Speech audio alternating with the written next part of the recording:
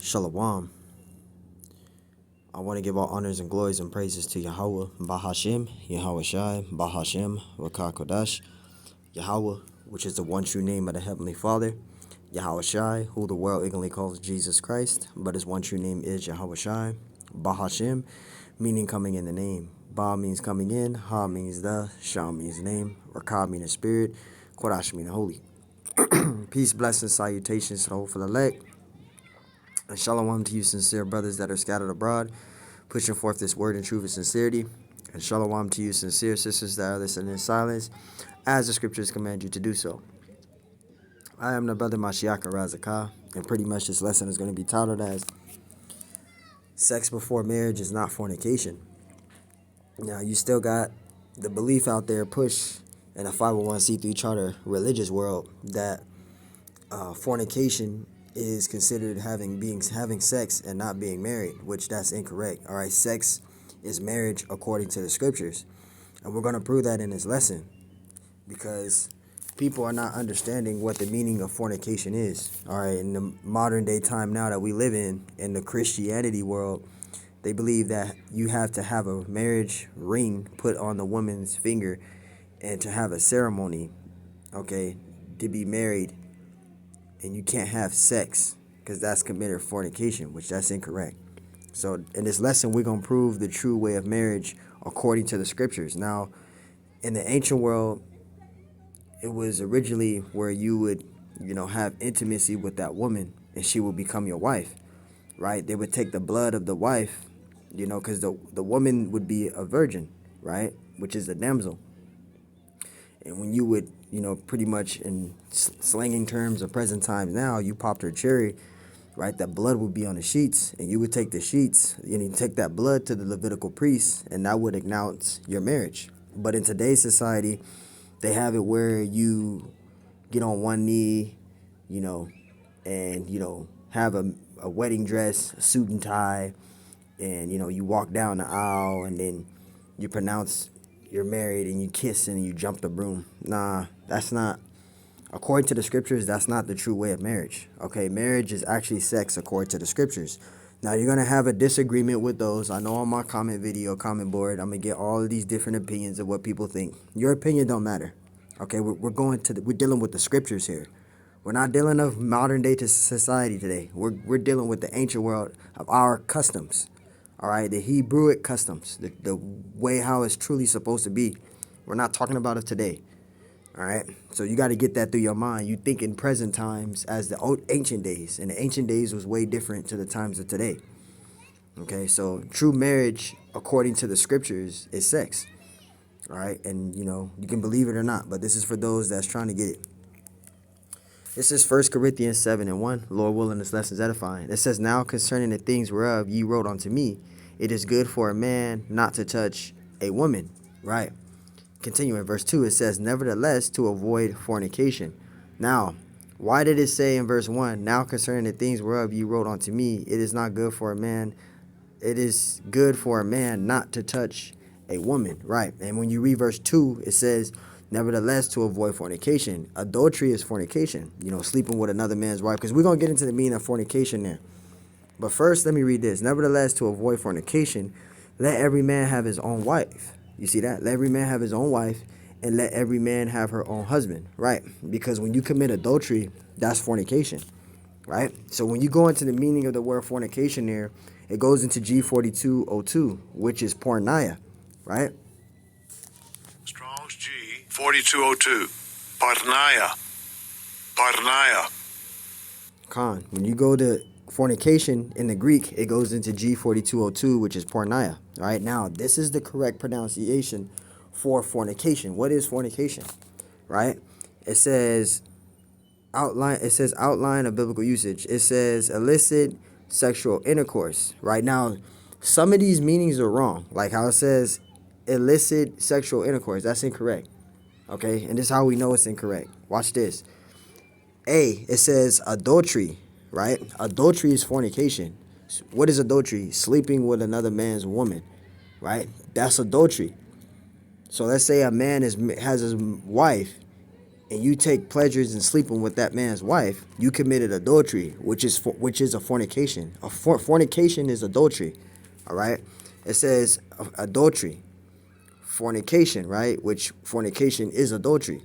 Homosexuality, that's fornication. So if a man sleeping with a man and a woman sleeping with a woman, that's fornication. Lesbianism is the same thing. That's fornication, right? Intercourse with animals, having sex with animals, bestiality, that's fornication. Sexual intercourse with close relatives, what does that mean?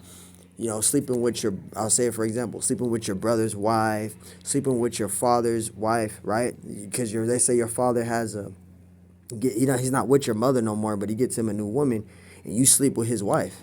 That's fornication, right? Or sleeping, yeah, with your sister-in-law, right? That's fornication, right? It says sexual intercourse with close relatives, right? That's fornication. It says sexual intercourse with a divorced man or woman, right? It says metaphor, the worship of idols. That's fornication. So if you worship in a false god, a false deity, that's fornication. So these are the principles of true fornication according to the scriptures. Not having sex before being married. That's not fornication. That's actually marriage according to the scriptures. Now, from A all the way down to A at the bottom, all of these listings that I'm reading, A, B, C, number 2, and A, that's all fornication. True fornication.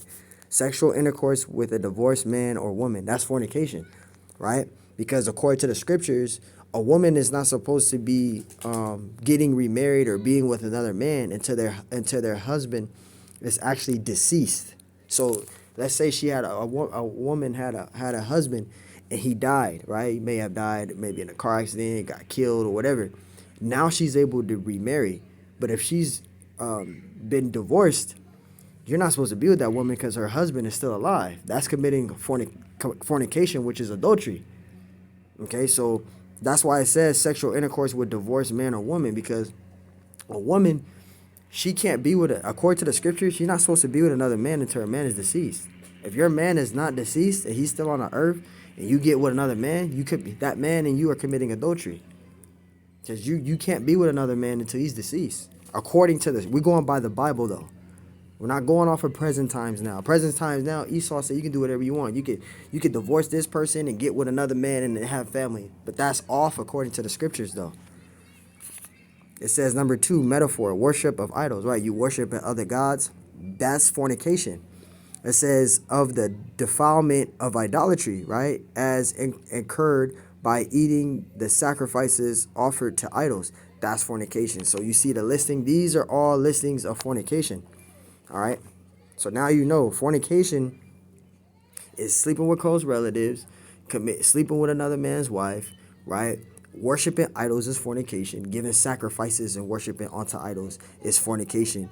Homosexuality, fornication. Lesbianism, fornication. These are true fornication, all right, according to the scriptures. So let's read it again. Number 1, it says, this is 1 Corinthians 7:1. It says, now concerning the things whereof ye wrote unto me, it is good for a man not to touch a woman. And why? Because what it's really referring to there is talking about the fornication. Because when you go to verse 2, it talks about that fornication. That's why it's good for a man not to touch a woman. Because even in our time now, majority of all these women have slept with a man. It's rarely to find a woman that's a virgin. All right, most of the women in society today has already been touched. They already been used. So all of us right now in this present time is actually committing adultery. But see, we have grace.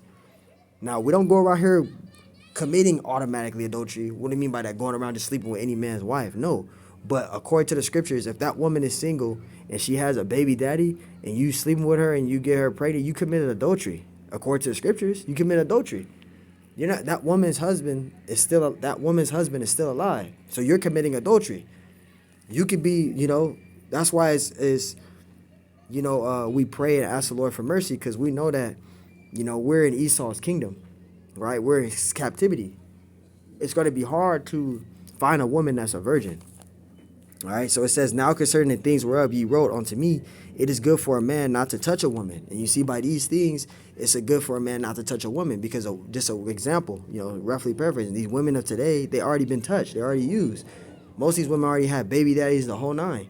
Or if they don't have baby daddies, they already done lost their virginity to that man. That's your husband according to the scriptures. You're not supposed to leave that man. Right? Verse 2, it says, nevertheless, see, nevertheless, to avoid fornication, which is adultery. That's why it says it is good for a man not to touch a woman, because you want to avoid fornication, which is adultery. It says, let every man have his own wife, and let every woman have her own husband. You see how the scriptures say that? So that's why it's good for a man not to touch a woman, because it's considered fornication. If she has a man, right? Even if she broke up with that man is still alive. That's committing adultery. But again, at the same time, this is why we're under temporal grace and we ask the Lord for mercy. We don't go around doing this shit, sleeping with other men's wives. We don't do that. But I'm saying in general, that woman may be single, but she had a baby daddy. She had a man that she lost her virginity to. So she's supposed to stay with that man. So even though she's single, she's not with that man, and we take that woman, that's still committing adultery, because her man is not deceased. He's still on the earth. But we can't get over righteous either. You see that? Salaki.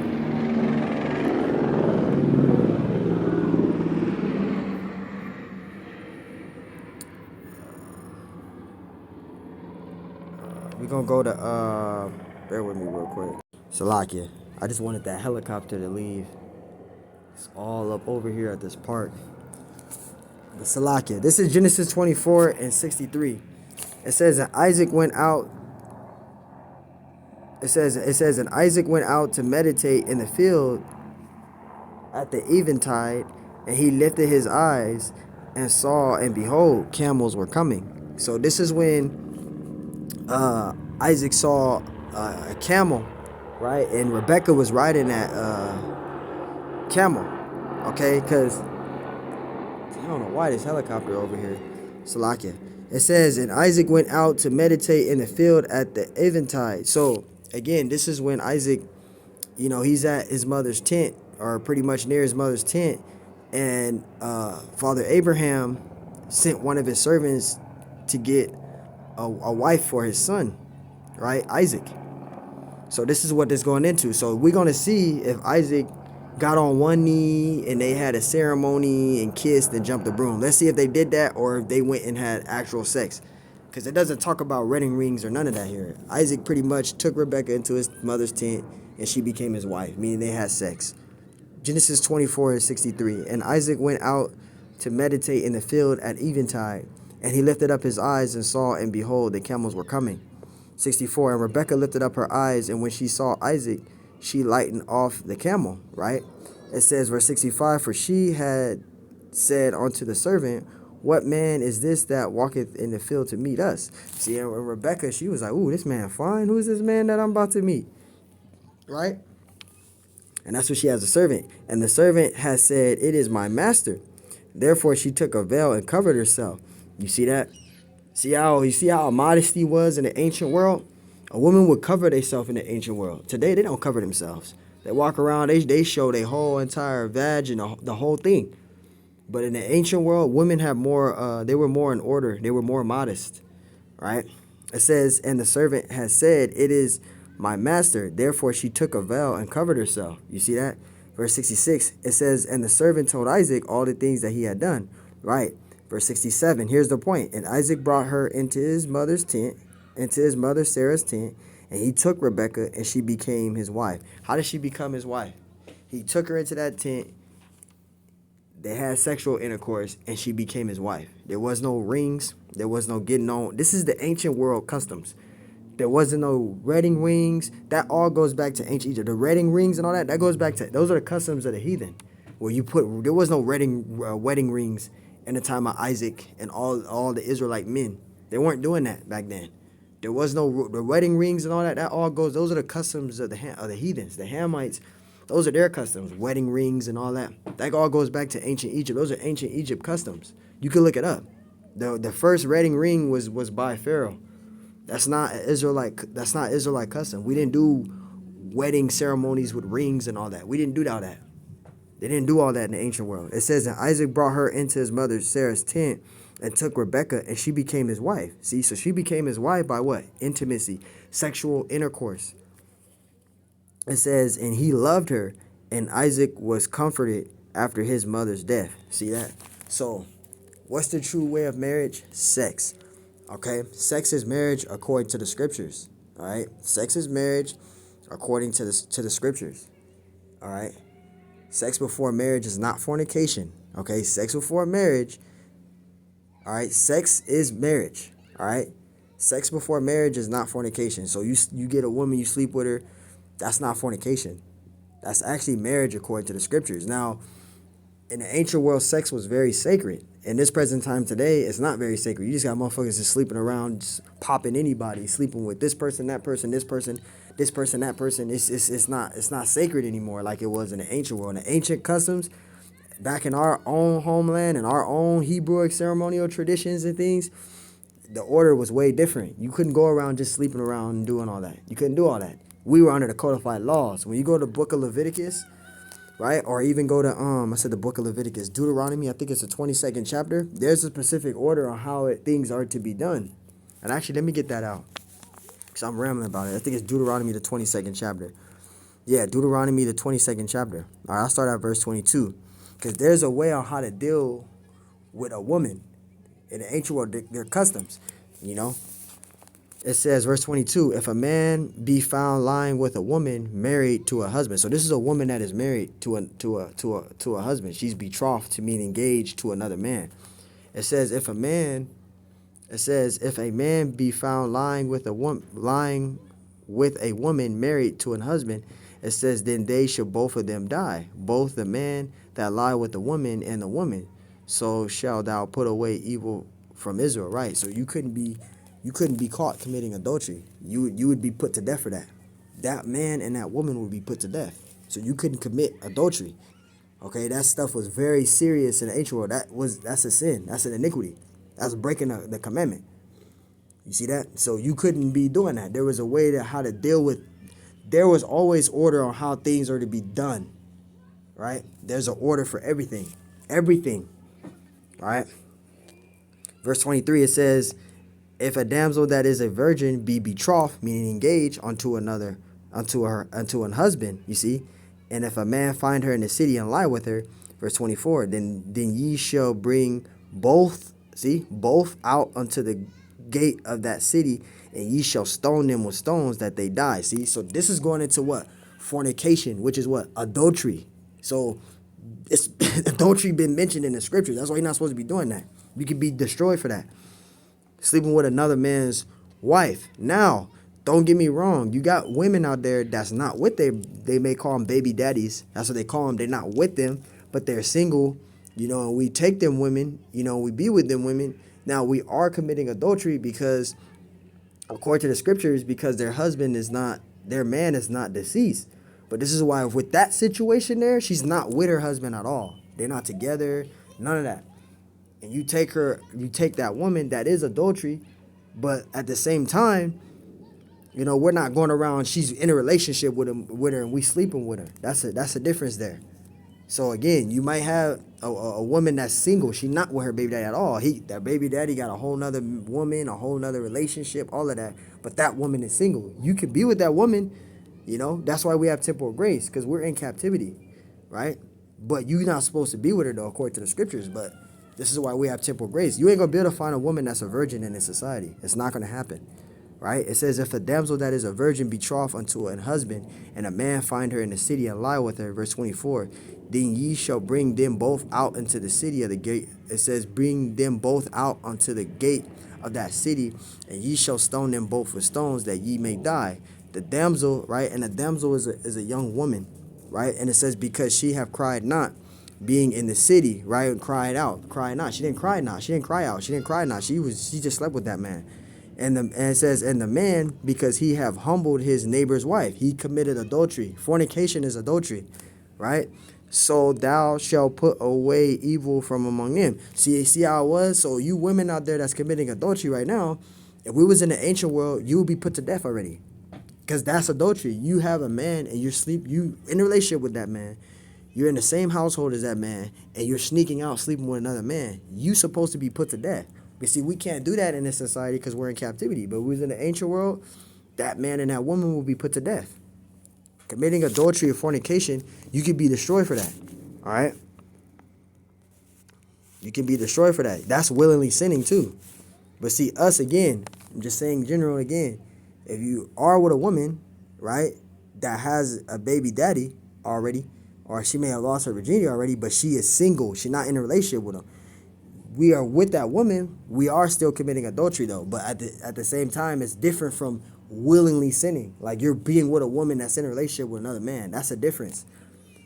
All right, 1 Corinthians 7:1. It says, "Now concerning the things whereof ye wrote unto me, it is good for a man not to touch a woman." And that's why. Because in this present time now, these women of society today are committing fornication crazy. They're committing adultery crazy.